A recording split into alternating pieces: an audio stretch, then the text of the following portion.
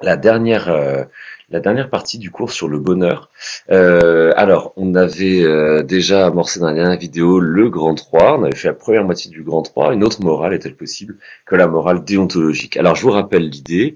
L'idée, c'est d'envisager si, en fait, il n'y a vraiment que le devoir, il n'y a que, on peut imaginer de morale que sur le mode du devoir, ou bien si on peut imaginer, en fait, un autre rapport à la morale complètement différent. Euh,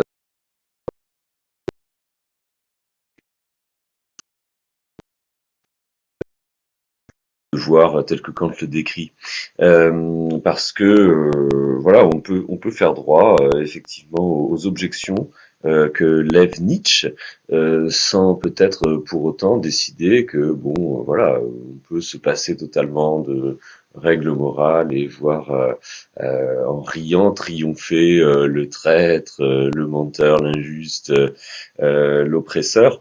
Euh, En se disant, un peu comme Caliclès, bon bah voilà, finalement, c'est normal, les lions dévorent les moutons, quoi de plus raisonnable, frottons-nous les mains et joignons-nous au banquet de la force. C'est l'expression qu'utilise Alain pour parler de Caliclès, le banquet de la force. C'est-à-dire les gens en fait qui sont juste réjouis d'être les plus forts, d'exercer leur volonté, d'écraser ceux qui sont en dessous et d'avoir strictement aucune forme de moralité, quoi, qui se formalise pas de faire des infamies. Voilà. Bon, alors dans cette partie, j'avais commencé à expliquer dans le petit 1 le sens qu'Aristote donne au mot vertu, compris comme une puissance, pas comme une forme d'impuissance, comme chez Nietzsche, hein, mais comme une forme de puissance.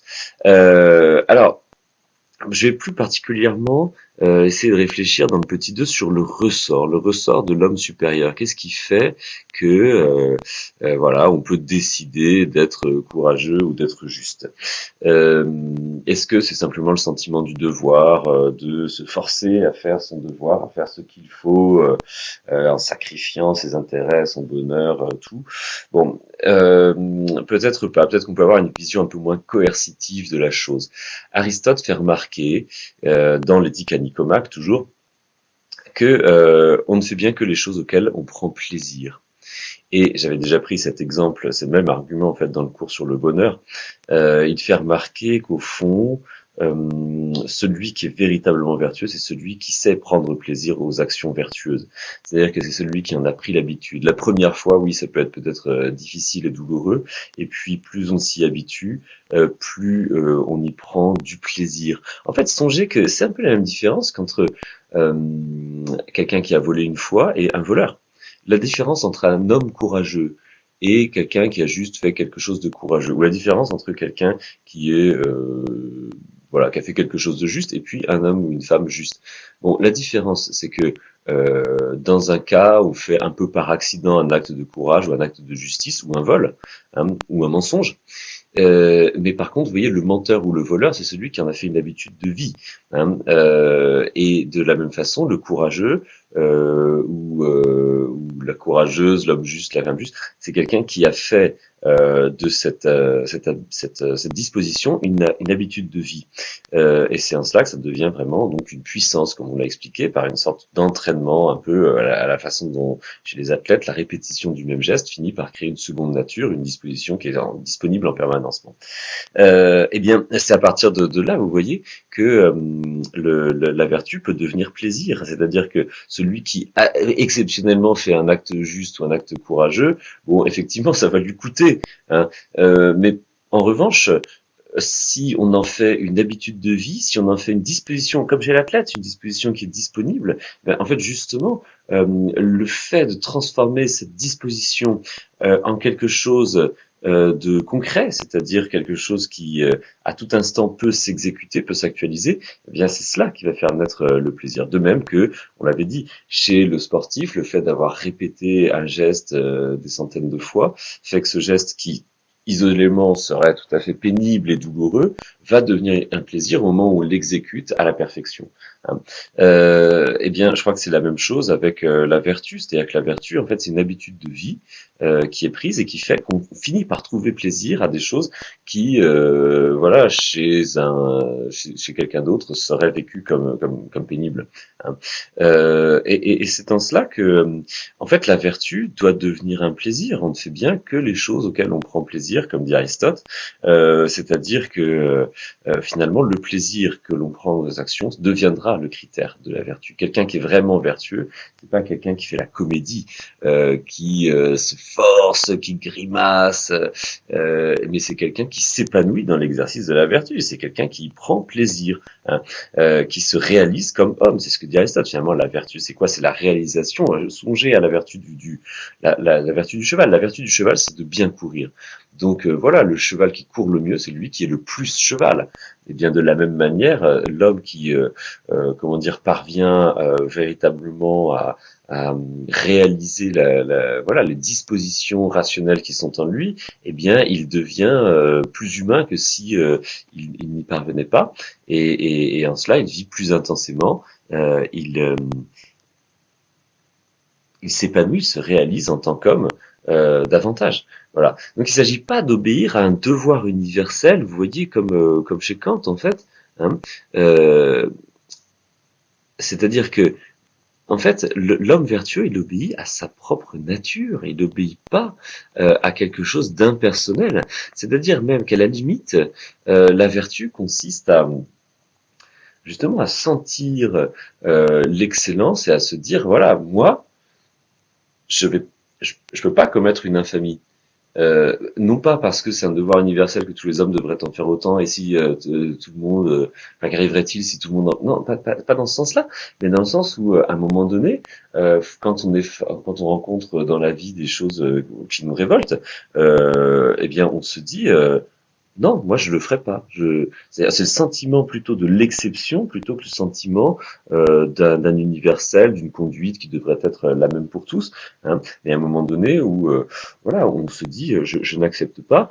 C'est-à-dire qu'en fait finalement pour Aristote, le sentiment moral c'est plutôt la colère hein, que le sentiment du qu'arrivera-t-il si tout le monde en fait autant. Voilà. Et donc je vais vous donner un exemple moi, que je trouve formidable, c'est dans Guerre et Paix. Guerre et Paix, le roman de Tolstoï, qui parle, vous savez, je sais pas, on va peut-être pas déjà parlé, je sais plus, des événements qui agitent la Russie à partir de 1806 et jusqu'à 1812, c'est-à-dire en fait les guerres napoléoniennes, quand Napoléon envahit la Russie, malgré les promesses données, et les traités de paix, et finit par prendre Moscou.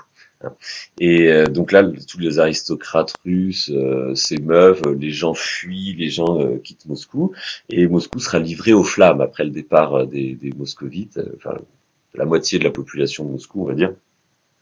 Il reste les valets, et en fait la ville prend feu quand elle est envahie par les Français, et la ville sera détruite. Quoi. Bon, et alors, vous avez tous les aristocrates qui sont là, qui font leur chariot pour partir, pour prendre leur vaisselle, leur couvert, leur tableau, leur sculpture, leur buste en marbre de la grand-mère, etc. Et vous avez donc chez les Rostov, une des familles qu'on suit, vous avez bon voilà, c'est la panique, tout le monde court dans tous les sens. Et vous avez Natasha Rostova, qui est donc l'héroïne, enfin l'une des héroïnes du roman, qui est un personnage vraiment formidable. C'est une jeune fille qui a 16 ans ou 17 ans et qui est voilà un caractère héroïque, un caractère supérieur, une femme supérieure. Hein.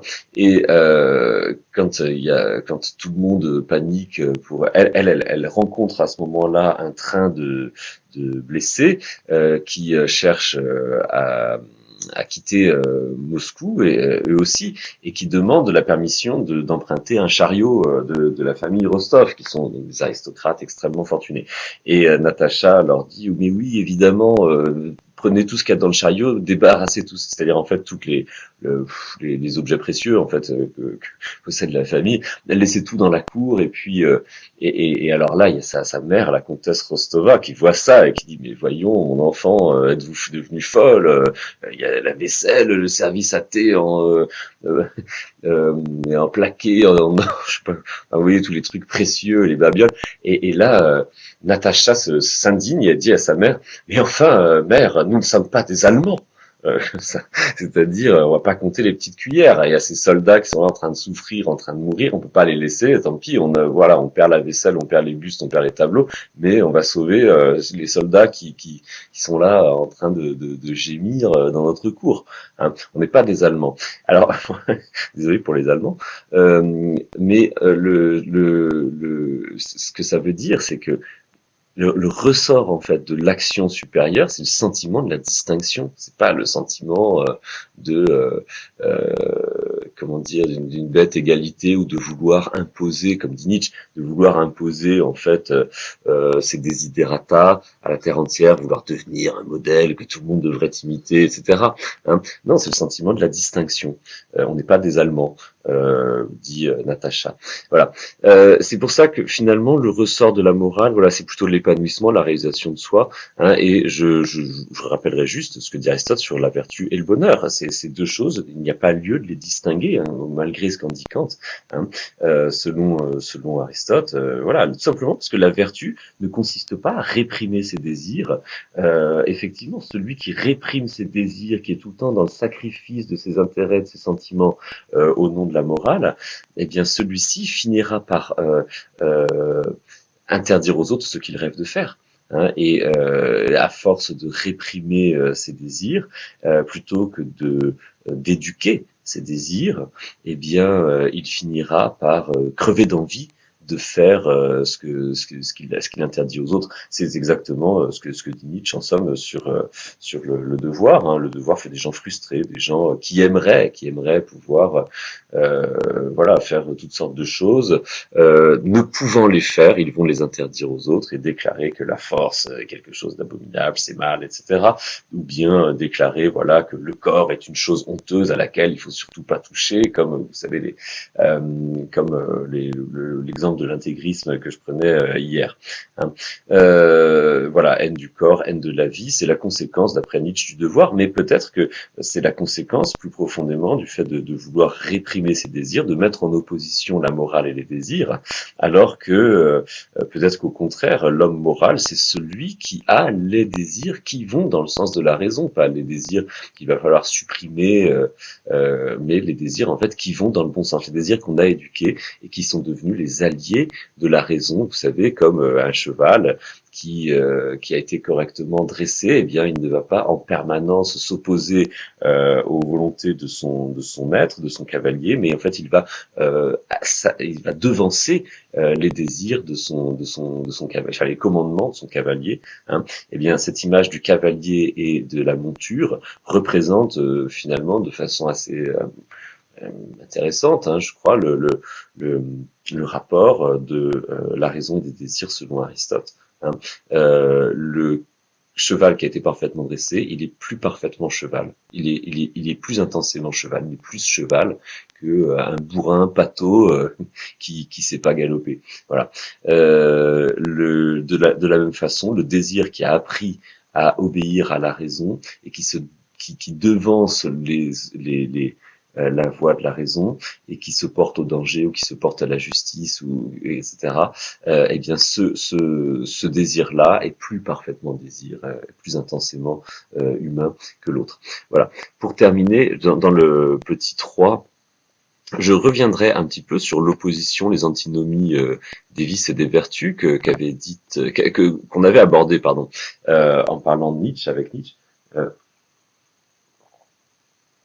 Je vous ferai remarquer que chez Aristote non plus, on n'oppose pas les vertus et les vices. Aristote a ici une théorie qui est très intéressante et qui mérite d'être connue, d'autant qu'elle est très simple à comprendre. Hein, les opposés extrêmes se rejoignent. Bon, c'est-à-dire que, comme on l'a vu déjà, les excès de vice, les excès de vertu, bon, finalement, ça va un peu dans le même sens. Il existe des monstres de vertu, des monstres de perversité vertueuse. C'est peut-être ce qui conduit, voilà, au tempérament révolutionnaire des gens qui, voilà, veulent imposer la vertu à tout le monde et qui finissent par exécuter tous ceux qui ne veulent pas s'y plier. Et voilà, la guillotine est peut-être le signe, l'aboutissement de la vertu extrême, intransigeante, etc. Bon. Mais Aristote nous dit qu'au fond, si par exemple un courage extrême et une lâcheté extrême conduisent à peu près à la même chose, c'est-à-dire finalement à l'imprudence et à des formes d'absurdité, c'est peut-être parce que le courage en fait est un milieu entre les deux extrêmes, entre le défaut extrême et l'excès extrême. C'est-à-dire qu'en fait, voilà, la théorie de la vertu chez Aristote définit la vertu comme un milieu entre un excès et un manque. Prenons le cas du courage. Le manque de courage, c'est la lâcheté. L'excès de courage, c'est la témérité. Mais aucun des deux n'est bon. Car la témérité nous fait faire des choses complètement insensées, nous fait prendre des risques absurdes et même voilà, la témérité enfin voilà, c'est pas l'objectif du courage. Et donc en fait, le courage devra consister en un milieu quelque part entre les deux extrêmes. Alors Aristote dit bien que c'est pas un milieu géométrique et que peut-être qu'il faut parfois être un peu plus proche de l'excès que du défaut. Il vaut mieux être un peu plus téméraire que lâche. Bon, bien sûr, mais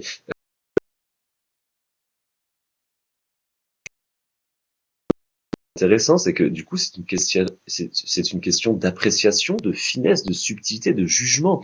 C'est-à-dire que selon les cas, il faudra faire davantage preuve. Par exemple, songez à un juge. Hein. Un juge, bon, il devra exercer justice et il devra rendre justice, pardon, et il devra paramétrer, transiger, ajuster son jugement entre l'excès et le défaut, c'est-à-dire l'excès qui serait l'intransigeance et la sévérité trop rigoureuse, et le défaut qui serait le laxisme, une sentence juste, une sentence équilibrée dans laquelle on prend acte et on punit les choses qui doivent être châtiées, mais en même temps le but c'est pas non plus de démolir les gens, le but c'est quand même d'amener les gens, celui qui a commis un crime à s'amender. Hein. Donc il faut doser entre les deux, entre la bienveillance et la sévérité. Bon, mais vous voyez que dans certains cas, il faudra faire preuve un peu plus de bienveillance et dans certains cas un peu plus de sévérité selon la personnalité de la personne qu'on a en face. Si les remontrances une première fois n'ont servi à rien, il faut peut-être faire preuve davantage de sévérité que de bienveillance. Et inversement, quelqu'un qui a commis un crime, mais plutôt par faiblesse que par conviction, il faut peut-être davantage faire preuve de bienveillance que de sévérité si on veut pas endurcir le criminel. Voilà. Bon, eh bien, en fait, ici, vous voyez, l'exercice de la vertu, c'est du cas par cas. C'est pas l'application d'une norme universelle qui viendrait en fait écraser le réel, mais c'est une façon, au contraire, c'est-à-dire comme dit Nietzsche, une fuite de la réalité, une haine de la vie, etc. Mais au contraire, la vertu, c'est plutôt l'attention à la réalité pour essayer d'agir de la façon la plus adéquate en fonction en fait des circonstances. Hein. Et donc Aristote nous parle d'une intelligence de l'action, une intelligence du réel, une intelligence du détail. Et c'est ça l'homme vertueux, c'est celui en fait qui est capable de prendre en compte tous ces paramètres pour faire la chose judicieuse, la chose qui sera efficace. Hein. Et donc, voilà, la vertu radicale n'a pas de sens. La vertu est toujours une négociation entre des extrêmes, entre l'excès et le manque. Hein. C'est une vertu humaine et graduée. Et en cela, je crois que voilà, Aristote a une façon vraiment très intéressante, de penser la vertu comme non pas la négation de la réalité, mais comme jugement, en termes de jugement, c'est-à-dire s'adapter au réel, examiner, observer véritablement les choses, au lieu d'appliquer des grands principes absolus qui tournent parfois à l'absurde. Hein.